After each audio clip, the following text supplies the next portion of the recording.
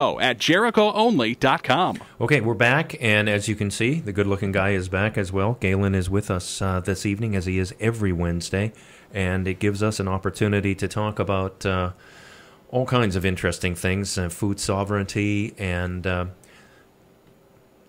I struggle with the same thing, and Galen was just talking about this just before we turned the mics on. It is a hard field to work right now because there's all of these things going on, and it hasn't impacted the majority of people yet. We've got 42 million people on food stamps. We've got the highest number of people on unemployment in recorded history.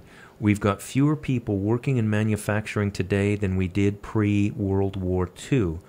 But still, the average American is working. The average American is paying their bills, sort of, even though we're ready to see our economy collapse, our bond rating go through the sink, inflation go nuts.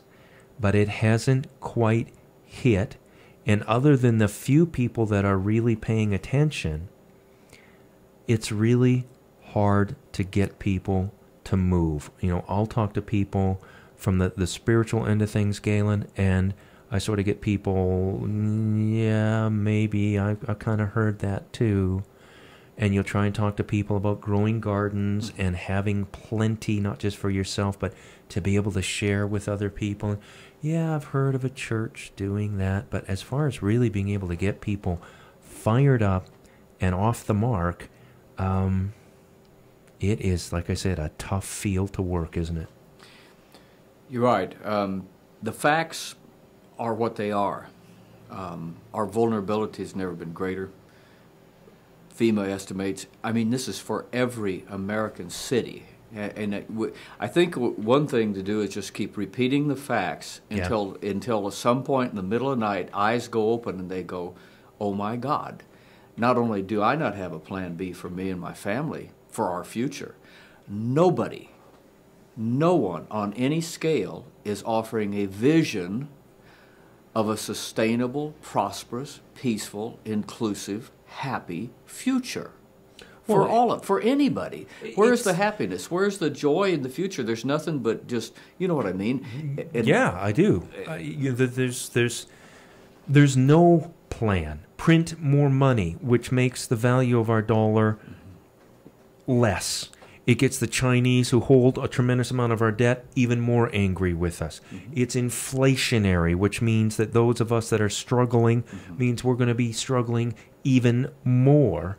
And on the world front yesterday, the Chinese and a few other countries played a brilliant game with our treasuries. They thought, Bernanke and the bunch thought by floating all this money, they were going to be able to keep interest rates low. Well, what happened is the Chinese and a bunch of other countries got together. They bid up the interest rate yesterday. Because they know they're going to be holding dollars that are worth less because we're printing more of them. So they're smart. What they're doing is they're forcing our interest rate up. I don't know if you saw this story or not. Just because the duck is lame doesn't mean it still can't do terrible damage to America's freedom. Our new Congress, especially the new House, isn't yet seated, and this current Congress can still wreak havoc. Case in point, Senate Bill 510. Believe it to be coming to the floor tomorrow. Food safety version of Obamacare. Reading the thing will make your head hurt. Try to winnow out its complexity and hidden empowerments. Introduced by Durbin, the bill has moved through the usual phases and deal-making. The monstrosity advances to the floor. Not so much food safety as in its decadence of the rights of small farmers, hobbyist food producers, garden variety farmers markets, and the average small producer of foodstuffs.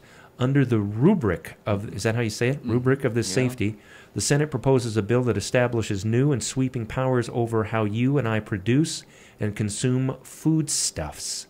It's dangerous, broad regulatory bill giving extensive power to the FDA. And it goes on and on and on. Have you had a chance to read into this? Absolutely. This is scary. Yep. I mean, this is absolutely scary, this stuff that they're doing. Yeah. It's pure and simple statism. It's the final straw where a people that can't feed themselves. The people of Missouri cannot feed themselves. I'll just keep saying that until it begins to sink in, that all this misplaced angst and anger and political whoop-de-doo every 2 years, and then everybody goes back to sleep thinking they fixed the problem. If people do not right now begin to teach themselves and take care of their families by learning how to grow food, if they're not heading for that exit right now, it's too late. Well, it may That's already the thing. be, according to this. Yeah. Do you know a Dr. Silva Chandra? Ever heard of him? Her? No. Okay.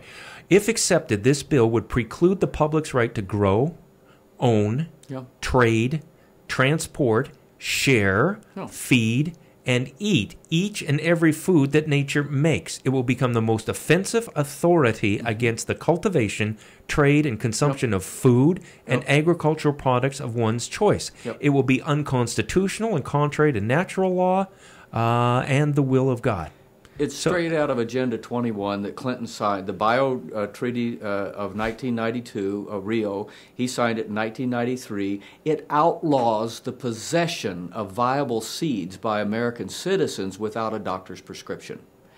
This has already been signed. Am I going to be able to buy tomato seeds next year? Only in the Ozark Free State, my friend, not in the United States of America. So like everybody knows burpee. What's going to happen to burpee seeds next year? The U.S. government is 50-50 partners with Monsanto in the Terminator gene. But if I want to buy heirloom seeds from Burpee or somebody else?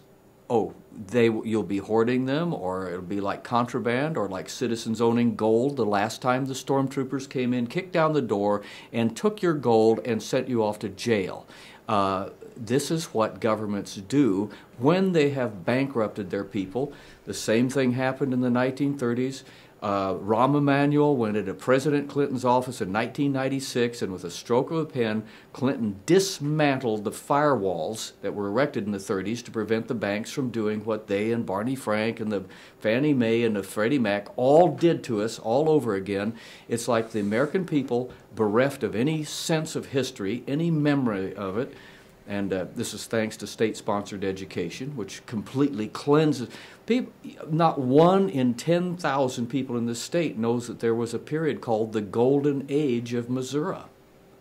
Have you ever heard of that? When we only peaked, from you. I had peaked no in idea. our prosperity, when the discrepancy between rich and poor was the least, when we were the happiest, when we had the brightest future, when people looked with the greatest positivism that this country, that the Missouri ever had. Farmers put on a World Fair in 1904.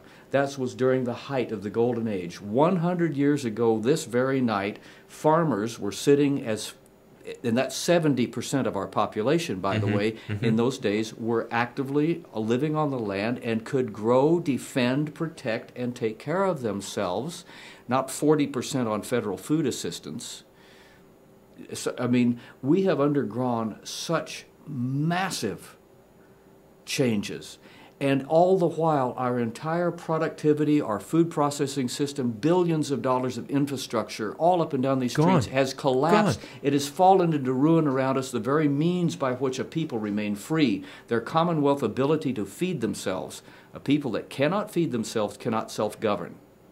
So all of this political firestorm is meaningless. We can't feed ourselves. We can't self-govern. We can't. Well, by the looks of this bill, it's going to be even harder. It attempts to limit the authority of our own domestic U.S. laws, which includes language ensuring that our U.S. law will not disturb, you hit it right out of the park, buddy, will not disturb other international agreements that we have made. It states, nothing in this act shall be construed in a manner inconsistent with the agreement established with the World Trade Organization or any other treaty or international agreement to which the U.S. is party. What happened to our Constitution? We just sucked it right down the toilet. It's been gone decades.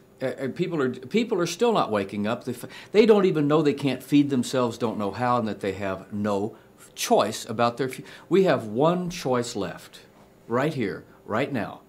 Get back to the land, learn how to feed yourself, and hang on for dear life and build community as fast as you can. There is no, because our children's choice has already been made in Beijing, it's been made in London, it's been made by the World Trade Organization. That is, under Admiralty law, the World Trade Organization is the enforcer of the Bio Treaty the Agenda 21 that Clinton signed in 1993. Our government has been sold out since Clinton's trip, since Nixon went to China. Doesn't anybody talk about what was done or said or traded away? It was our freedom. We were betrayed like Judas, and no one even talks about this, or the mindless puppets that we have for presidents. How we've been taken over by an internal coup by multinational corporations. I think you'd agree that as far as in the media, mine certainly has been one of the strongest voices in support of everything that you guys have been doing. But I got to tell you, Galen, I look at this bill, and even I'm amazed. I mean, you have done a great job in educating me. You warned me this was coming. Yet, I got to tell you, buddy, honestly, and I got to look in your eye, I almost feel like I owe you an apology, because I look at this and everything you've been saying is true. I mean, with this, and you get, I'm going to put the link up on our website so people can go read this for themselves, but you look at this bill, and the concern for freedom and health freedom advocates with the legislation and the NHF's concern is not because it addresses existing conventional food safety system problems, tainted imported food, peanut butter et al., but because of these non-conventional food safety attempts to expand the FDA authority and impose more controls over the marketplace and access to foods and supplements. I mean, they are just far-reaching into everything, including... they're going to, and I know you've talked about this previously, and I sort of went, yeah, okay. They're really doing it. They're going to regulate. If I want to give you a bunch of tomatoes, I may not be allowed legally to give you tomatoes out of my own garden. We had a man claiming he was a USDA inspector come to Springfield Seed Company 2 months ago. He had two questions. How much viable seed do you have here, and what is your cold storage capacity in this building? The man that runs it said, well, excuse me, this building's owned by a church. You're going to have to talk to them. And the man says, oh, no, we won't. It's not going to be necessary. I'm sorry, I didn't. No, that's okay. Forgot to turn it off. No, that's all right. I'll That's cover all right. Right now. I don't even know who it is, but there we go. Got to turn this off. But they are already. That's military intelligence. They have already canvassed this town. I've been screaming for 2 years, we, the people of the Ozarks, need to inventory our mills, our supplies. How many thousands of acres do we need to replant just to feed ourselves if we had to again? I've tried to talk to the militia. I've tried to talk to everybody. I've tried to talk to military. It is like talking to the waking dead. Yeah. They hear you, they nod, they look at the statistics. Guys involved in emergency service, FEMA's, they all nod their head, they giggle nervously, and they said, what happens if these what happens if these trucks stop? What if there's a serious national emergency and your just-in-time globalized delivery system fails? Gone. Silence. Yeah. It's like there isn't a single working brain left. I mean, Vince. You've given us this. You've given me this forum. I'm looking now at the year at 2 flat-out years. That's every day of the week. I've not had a job, not doing it other than being dad, and he's got Parkinson's, and that's why I moved here. I have done nothing but put in 80 to 100 hours a week. Been all over the media. I've got printed nicely in the news leader over and over again. And it is the sounds of silence, other than a few handful of people that get it. The well-fed neighbor continues to grow, more volunteers come forward. But even there, it's true comprehension of where we're at. People are simply not waking up. They're simply not doing it. And that leads me to other conclusions, that people hearing this broadcast had better start putting away a little food, getting out in the land, beginning to organize, get outside of the cities. That sounds alarmist, but I want people to look at this bill and to reel it and understand this is the last nail in the coffin. It gives them legal justification for kicking in your door. That is what this